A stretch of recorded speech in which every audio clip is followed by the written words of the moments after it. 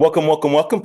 Coach Medina with Top School Speakers. I'm your teacher, I'm your coach, I'm your friend, and I'm your teammate. And today we are talking about planning. And so let me go over to our slide. Let's get ready for this presentation as we get going. We are going to talk about planning today. Planning is such an important part of being a student leader. It's such an important part about being successful as a student. And today we're going to be talking about your plans and how to set up proper plans. Today, we're going to talk about your plans and how to set up proper plans. And so we would just wait for this to get on present mode. There we go.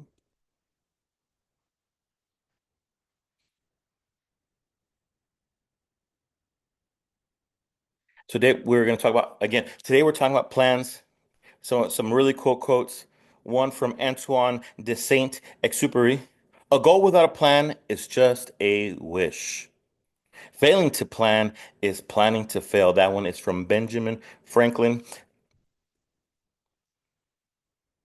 But today we are talking about planning for success. We're not going to be just wishing. We're not going to be just dreaming. We are going to making real concrete plans for your success, whether that be to go and graduate high school, go on to college. Maybe your plan goes beyond that. We want to help you to start thinking about plans that are long term.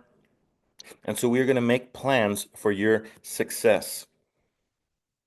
So here are some reasons why planning matters. And specifically, we know that planning matters for your success in college. We know planning matters for your success in high school. Planning matters for our success in our careers. Maybe you join the military. We want to make sure that you have a proper plan. And so the reasons why planning matters are number one, clarity of purpose. We want to be clear. We want to know exactly where we're going. A lot of people, the reason why it's hard to take action sometimes is because we're not that clear on what we want to do. We're not that clear on what those steps are. And so by having a good plan, we can start taking more action. We can start doing or we start taking more action and we can start progressing towards those goals. And so we want to make sure that we have clarity of purpose.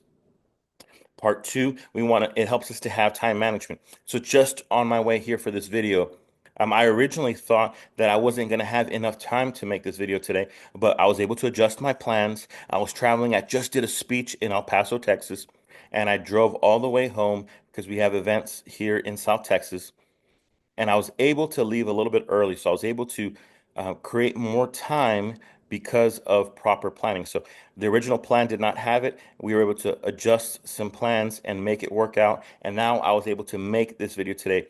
And so we're able to allocate resources wisely if you're making good plans. And so let's say that you want to go on to college. Well, for some families, you're going to have to save money. You're going to have to apply to scholarships. You're going to have to take loans out. And so we want to make sure that we are working on our plan. And then it helps us to be adaptable. Just like I said right now, I was able to change. I was able to make some adjustments. Most of the plan was already in place. I have things going on. Our whole team is working on, we have events going on all across the country today. And because we were able to do such good planning, everything has run smoothly today. All of our speeches all across the country. Me filming this video here today has allowed the adaptability because of proper planning. And then accountability. I know those of you that are watching this video, some of you that are going to watch this right now, right here today, you were able to come into this meeting because you were pushed by some leaders in your school. You were pushed by leaders who helped you to figure out, oh, this is the time, this is what we're going to schedule, this is the video that we're going to watch. And so because of that, you have accountability, you have accountability partners. And then we can be accountable to each other if we're in teams, if we're in organizations. A lot of times, my planning has to go in place because I know other people are counting on me to share the plan. People are waiting for me to tell them who is assigned to what, or maybe they can share with me, hey, you need to adjust this. But if they don't receive the plan, we can't adjust. We can't create the time management. We can't create any clarity of purpose. And so, because of proper planning, we're able to create an accountability system. And then we get into proper goal setting. We want to have those long-term goals in place, but if we're not making proper plans today, we're not going to be able to get to those goals. So in that image with Step one, two, and three. Well, sometimes step two and three depend on step one. But if we never planned it properly, we never got to step one, what makes everything else not fall into place. And so we want to make sure that we are doing it really, really well. And so the reason I share that is I wanted to quickly share about me going into summer camp. So I went into this summer camp. It was called the Leadership Enterprise for a Diverse America. I talk about it in my very first book as part of the introduction. And so if you have one of those very first copies, I think we're going to make some changes. I'm not sure if that story is going to stay in the book because we're going to do a reprint of it this year. But if you have one of those original copies, you know this story. I went to a summer camp called the Leadership Enterprise for a Diverse America. I was one of 50, 60 students selected from all across the United States to go spend a summer at Princeton. And what these at this camp, the main focus was they were helping us as students who come from areas where there's not a lot of students who go to highly selective schools, actually get into those schools, set ourselves up to where we can attend, and then we could go and have success. And so going into my senior year, I get all of this vision. I get this idea, and I also get a plan that helps me go and have success going into my senior year. And so I remember I go in to visit my college advisor, and I tell my plan to my college advisor. I believe her name was Stephanie Smith, if I remember correctly. And so I go tell Miss Stephanie Smith my goals, and she had, I think, worked at Harvard in admissions. So she was an expert on how to get into these schools. And so I go tell her, my plan is to apply to Harvard. My plan is to apply to Princeton. My plan is to apply to Yale. But those are the only three that I had thought my plan into. And she then looks at my plan. She tells me that I should add a few more schools. We make a list of 12 schools that I'm going to be applying to. And so I put down Harvard, Princeton, Yale. I put down Georgetown. I think I put Boston College. I put Rice in Texas. I think I put University of Pennsylvania in Philadelphia. I think North Carolina, Duke, Texas A&M. And we made this plan going into senior year. And the way that we structured it was, okay, these schools are super hard to get into. So we're going to make a plan to really focus in and get in. But we also wanted to have some schools that might be a little bit easier for my category of student to get into. And at the time, in Texas, the whole top 10% got into University of Texas and Texas A&M automatically if I applied. And so I knew those were kind of like the safe schools for me to apply to. I also applied to some other state schools here in Texas. And so we made the list of 12 schools that I was going to apply to. And then we broke it down. Okay, so at Harvard, Princeton, Yale, we need this number, this level of SAT score. At Georgetown is this level of SAT score. Pennsylvania is this level of SAT score. Duke. And I knew all of the standard SAT scores. And then I knew there's like a little range I can be a little bit below because 25% of the students that get accepted are going to have lower than the normal range. And so I knew I needed to get to this mark. And at the time, my SAT scores were not strong enough for me to get into a school like that, or for me to be able to predict and plan well to get into a school like that. And so I knew going into senior year, I needed to study on Saturdays for the SAT. I need to prepare and get ready so I can increase the score if I wanted to get into these schools that are hard to get into. I knew that I couldn't afford to go to schools like that. And so we made an outline, we made a plan on some of the scholarships that I would be applying to. And then we had a plan for, okay, these are going to be some things that I need to financially account for. Maybe I might have to take a loan, and I need to be ready for that. We planned out when I was going to do the FAFSA, when I was going to turn it in. And so we had this plan in place. And then throughout my senior year, just like we talked about, there was some accountability because people knew my plan. They were able to keep me accountable to my plan. So I go to my high school counselor and I tell my counselor about my plan. Unfortunately, she thought it wasn't the best plan, but luckily I had another counselor, Mr. Rene Cortez. He was awesome and he supported my plan. So even though he wasn't my official counselor, he became a second accountability person. And then I had let my friends know, oh, I'm going to be applying to these schools. I let my coaches know I was going to be applying to these schools. And it just so happened to be that because I'm an athlete, Some of those schools also began to recruit me as an athlete. And so my coaches started being accountability partners. They would tell me we'd be running, doing drills, and they would tell me Stanford, Princeton, Harvard. And they would say things when they thought maybe I was starting to get tired, and they wanted me to have that extra little motivation to finish a workout hard. That accountability was in place, all because every single one of these people knew my plan. And so I want to know, what is your plan? At the end, we're going to start talking about some of your plans. We're going to ask you discussion questions. I'm going to ask you to type in the comments, because I'm going to put this on YouTube. Type in the comments and type your plan. But for right now, I'm going to finish the story on my plan. So I go and I start applying to these schools, and I finally get some letters in the mail. I get Harvard and Princeton and Yale. They all come on the same day. I open them up, and unfortunately for me, I did not get into those schools. They all say denied. And while I felt defeated in the moment, while I felt discouraged, and while I felt like it was a disaster for me in that moment, we had actually already worked out the plan. I knew that I was automatically going to get accepted to University of Texas. I knew that I was automatically going to get accepted to Texas A&M. Those are fantastic schools that I could go to. So I already knew that I was accepted to those. I was just waiting to hear from some of these other schools that I'd applied to.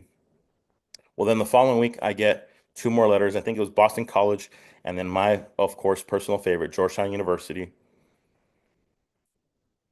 I open them up, and it says, "Congratulations, you've been accepted to Georgetown University." I know some of you that have already heard me speak and things like that, you probably already know the story. But if I had just gone with my original plan of Harvard, Princeton, Yale,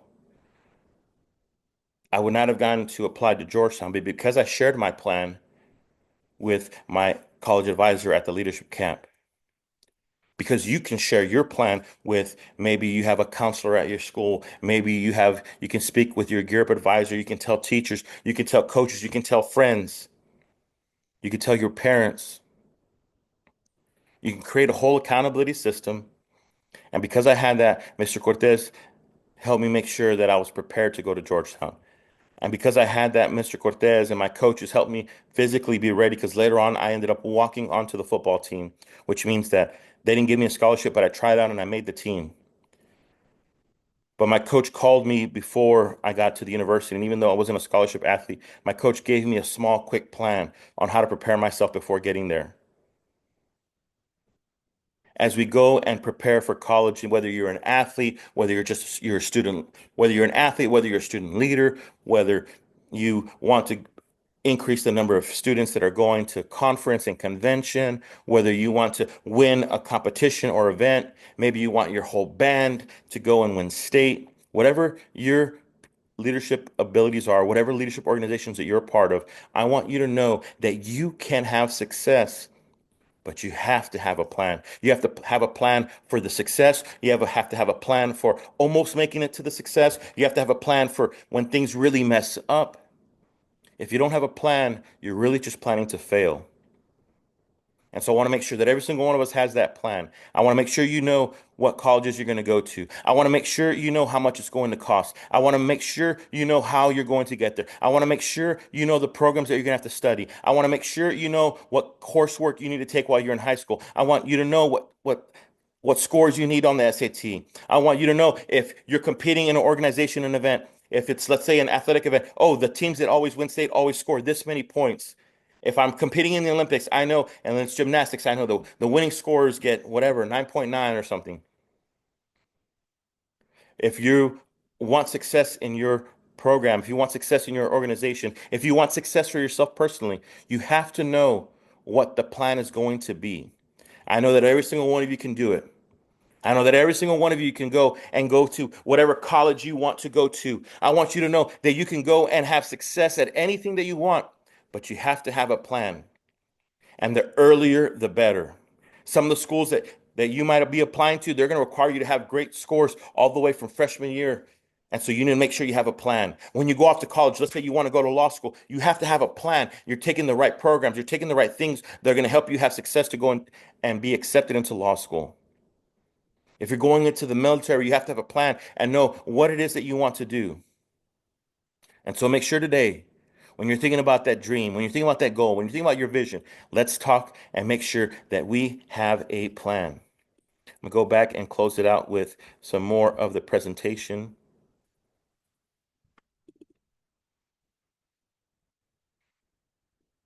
I always get lost on these things. I have no idea where the presentation is.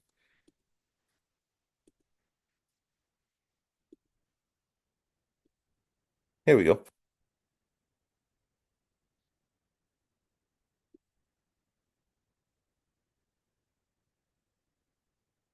So one of my favorite quotes comes from a gentleman who has an awesome podcast. I watch his podcast. I follow him on social media. Social media, um, it almost I might consider a little silly even because he mostly just posts his watch when he works out early in the morning. But uh, this podcast I listen to, one of my favorite books is called Extreme Ownership. And some of what he talks about is having a plan. But there's a quote that I really love from Jocko. His name is Jocko Willick. Sorry, let me find it. I don't want to say it wrong.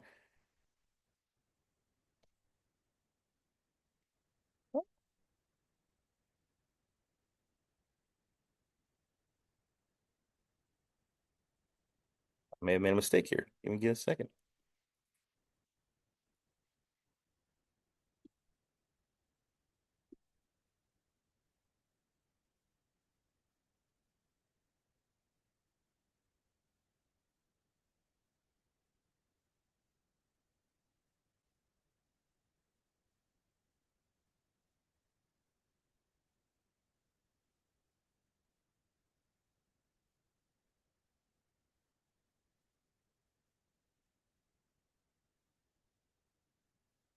So a big part of me wanting to make plans for success is that I grew up and we kind of were going with the whims of so much that was going on in our family. Those of you that have heard my story, you know that our parents got in trouble with the law. That meant us that we were moving from place to place, and it felt like we did not have ownership of our future. And so that's part of why I love the title of his book, Extreme Ownership. And so many people will say, well, how did your future and how did this happen? And even though for me it felt pretty extreme on not having ownership of my future because of the household that I lived in, but there's people that have way harder lives than I had growing up. There's people that have harder lives than you growing up. So we're kind of all in this place together where it doesn't matter how nice your house may seem or how bad it may seem.